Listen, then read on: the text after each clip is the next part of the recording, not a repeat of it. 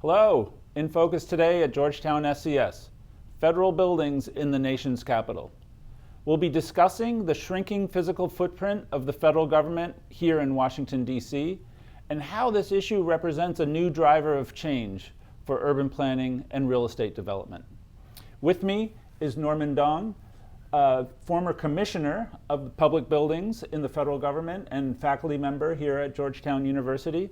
And Norman, talk to us, how does this issue represent a long-term systemic change within Washington, D.C. and within the federal government? How is this a systemic issue? First of all, there's a long history here where the federal government has used its presence to drive neighborhood development and growth. And here in the nation's capital, you see examples of that. You see how the ATF headquarters and the EEOC headquarters were located in NOMA back in 2008, and how the federal presence helped drive that area. You see another example with the Department of Transportation, how when they moved their headquarters to the Capitol Riverfront, that helped drive the development and growth of that neighborhood. So you see some examples both here in Washington and across the country of how the critical mass of the federal presence really can be a catalyst for neighborhood development and growth. What we've been seeing more recently is the opposite effect, where the federal presence in DC has been declining, and B, there's been this chronic problem of underutilized federal real estate here in the district and in other cities across the country, where there was one study done by GAO a couple of years ago that saw how these headquarters buildings here in the DC area were being used at 25% of full capacity. And when you think about that, when nobody's coming to the office and you have these federal enclaves that are just dreary and lacking any vitality, you've got these dead zones that have been created. So, we're seeing the opposite effect where this chronic underutilization really has become a drag on our urban vitality. There is, of course, fundamentally a real estate challenge associated with this. I mean, there are individual buildings that are not, full. In some cases, they're empty, as you were just saying. And so there's a kind of question, okay, and many of these buildings, of course, are also older and some are quite historic. So there's a real estate challenge.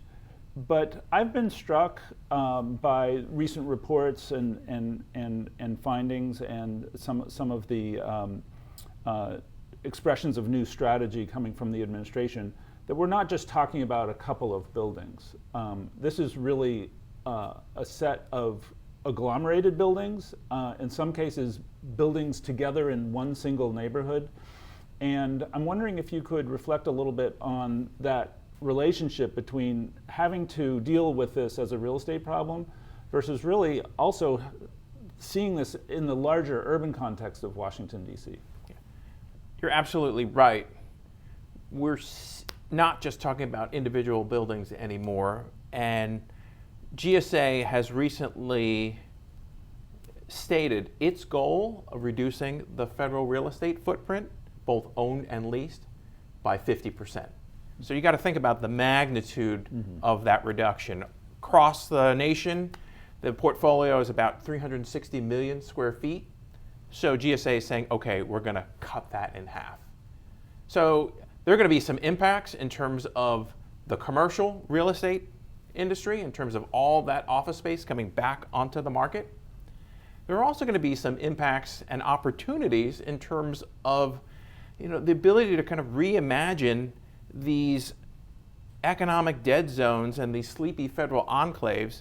And we're not just talking building by building anymore. We really are kind of talking about neighborhood opportunities. A great example is in Southwest DC, where you have the Department of Energy located at the Forrestal building at 1000 Independence Avenue Southwest. You've got the former GSA regional headquarters located at 7th and D Southwest. You've got the Wilbur and Orville Wright buildings that are home to the Federal Aviation Administration. They're a couple blocks away facing the Hirshhorn building.